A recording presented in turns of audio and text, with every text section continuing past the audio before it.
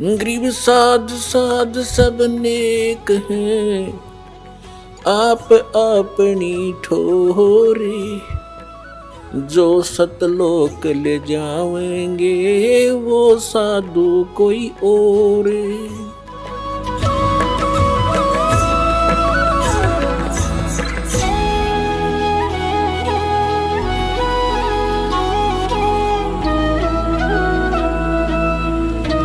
ಈಗ ಲೋಕವೇದವೆಂದು ಯಾವುದನ್ನು ಹೇಳುತ್ತಾರೆ?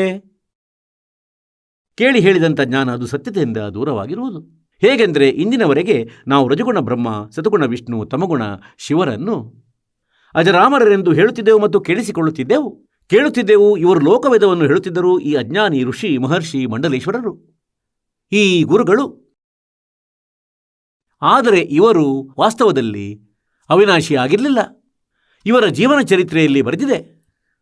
ಶ್ರೀಮದ್ ದೇವಿ ಭಾಗವತದಲ್ಲಿ, ಅಂದರೆ ದೇವಿ ಪುರಾಣದಲ್ಲಿ, ಶಕ್ತಿ ಪುರಾಣದಲ್ಲಿ. ಗೀತಾ ಪ್ರೆಸ್, ಗೋರಖಪುರದಿಂದ ಪ್ರಕಾಶಿತ. ಕೇವಲ ಹಿಂದಿ ಸಚಿತ್ರ ದಪ್ಪ ಅಚ್ಚು. ಇದರ 123ನೇ ಪುಟದಲ್ಲಿ 3ನೇ ಸ್ಕಂದದಲ್ಲಿ ವಿಷ್ಣು ಸ್ವಯಂ ಸ್ವೀಕಾರ ಮಾಡುತ್ತಾರೆ. ಅಂದರೆ ನೀನು ಶುದ್ಧ ಸ್ವರೂಪಳು, ಈ ಇಡೀ ಪ್ರಪಂಚ ನಿನ್ನಿಂದಲೇ ಉತ್ಪನ್ನವಾಗುತ್ತಿದೆ. ಮತ್ತು ನಾನು ಬ್ರಹ್ಮ ಹಾಗೂ ಶಂಕರ, ವಿಷ್ಣು ಹೇಳುತ್ತಿದ್ದಾರೆ, ನಮ್ಮದಂತೂ ಜನನ ಮರಣ ಆಗುತ್ತಿರುತ್ತದೆ. ಅವಿರ್ಭಾವ ಅಂದರೆ ಜನ್ಮ, ತಿರೋಭಾವ ಅಂದರೆ ಮರಣ ಆಗುತ್ತಿರುತ್ತದೆ. ನಾವು ನಿತ್ಯರಲ್ಲ, ನಾವು ಅವಿನಾಶಿಯರಲ್ಲ.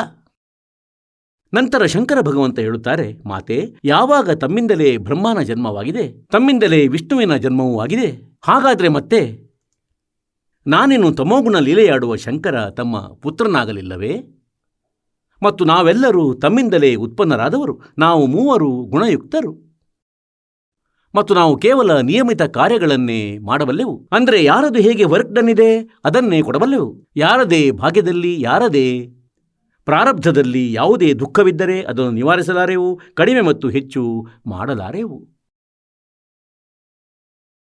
ಹಾಗಾದರೆ ಇದು ಲೋಕವೇದವಾಗಿತ್ತು. ಯಾವುದು ನಮಗೆ ಕೇಳಿಸಲಾಗುತ್ತಿತ್ತು? ಅಂದರೆ ಇವರು ಅಜರಾಮರರು, ಇವರಿಗೆ ಯಾವ ತಂದೆ ತಾಯಿಯರಿಲ್ಲ, ಇವರು ಸರ್ವೇಶ್ವರರು, ಅನಂತಕೋಟಿ ಬ್ರಹ್ಮಾಂಡಗಳ ಸ್ವಾಮಿಯಾಗಿರುವರು. ಇದನ್ನು ಲೋಕವೇದ ಎನ್ನುತ್ತಾರೆ. ಹಾಗಾದರೆ ಇಲ್ಲಿ ಗೀತೆ ಜ್ಞಾನದಾತನು 15ನೇ ಅಧ್ಯಾಯದ 18ನೇ ಶ್ಲೋಕದಲ್ಲಿ ಹೇಳುತ್ತಾನೇನೆಂದರೆ, ನಾನಂತೂ ಲೋಕವೇದದ ಆಧಾರದಿಂದ ಪುರುಷೋತ್ತಮನೆಂದು ಪ್ರಸಿದ್ಧನು. ಕಾರಣ ಹೇಳುತ್ತಾನೇನೆಂದರೆ, ನನ್ನ ಅಧೀನದಲ್ಲಿ 21 ಬ್ರಹ್ಮಾಂಡಗಳಲ್ಲಿ ಎಷ್ಟು ಜೀವಾತ್ಮಗಳಿವೆಯೋ ಅವುಗಳಿಗಿಂತ ನಾನು ಬಲಿಷ್ಠನು, ಉತ್ತಮನು. ಇಲ್ಲಿ ಬಲಿಷ್ಠನೆಂದು ಯಾರನ್ನು ತಿಳಿಯುತ್ತಾರೆ? ಹೇಗೆಂದರೆ ಈ ಋಷಿಗಳು ಇರ್ತಿದ್ರು. ಒಬ್ಬ ಋಷಿಯು, ಒಬ್ಬ ಸಿದ್ಧನು ಯಾವುದೋ ಒಂದು ಸಿದ್ಧಿಯನ್ನು ಪ್ರಾಪ್ತಿಸಿಕೊಂಡ ಮತ್ತು ಬೇರೊಬ್ಬ 2 ಸಿದ್ಧಿಗಳನ್ನು ಪ್ರಾಪ್ತಿಸಿಕೊಂಡ. ಆಗ 2 ಸಿದ್ಧಿಯುಳ್ಳವನು ಮೊದಲನವನಿಗಿಂತ ಉತ್ತಮನೆನಿಸಿಕೊಳ್ಳುವನು. ಆದರೆ ಇಬ್ಬರೂ ಮೋಸಗಾರರು. ಹೀಗೆ ಇವನು 1,000 ಭುಜಗಳ ಮಾಲೀಕನು, 1,000 ಕಲೆಗಳಿವೆ ಇವನ ಬಳಿ.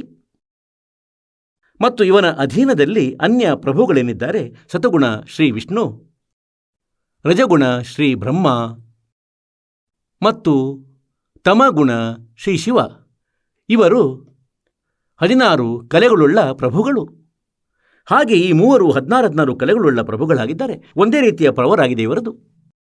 ಮತ್ತು ಶ್ರೀ ವಿಷ್ಣುವು ಹೆಚ್ಚು ಸುಪ್ರಸಿದ್ಧರಾಗಿರುವರು.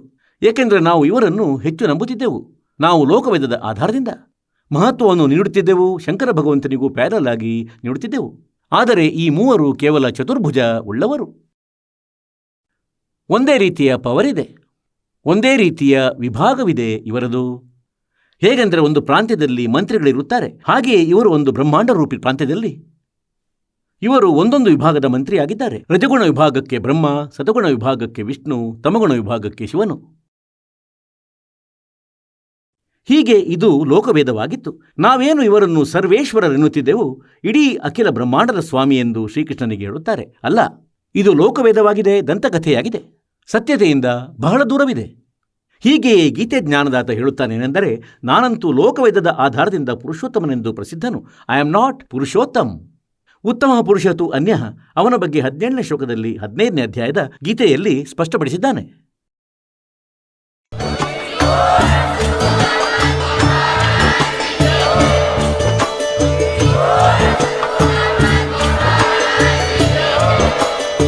ನೀವು ಕೇಳಿದ್ದೀರಿ ಜಗದ್ಗುರು ತತ್ವದರ್ಶಿ ಸಂತ ರಾಮ್ಪಾಲ್ ಮಹಾರಾಜರ ಮಂಗಳ ಪ್ರವಚನ.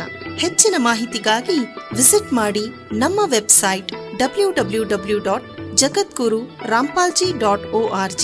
ಸಂತ ರಾಮ್ಪಾಲ್ ಮಹಾರಾಜರ ಶುಭ ಆಶೀರ್ವಾದದಿಂದ ಇಡೀ ವಿಶ್ವದಲ್ಲಿ 500ಕ್ಕೂ ಹೆಚ್ಚು ನಾಮದೀಕ್ಷಾ ಕೇಂದ್ರಗಳಿವೆ.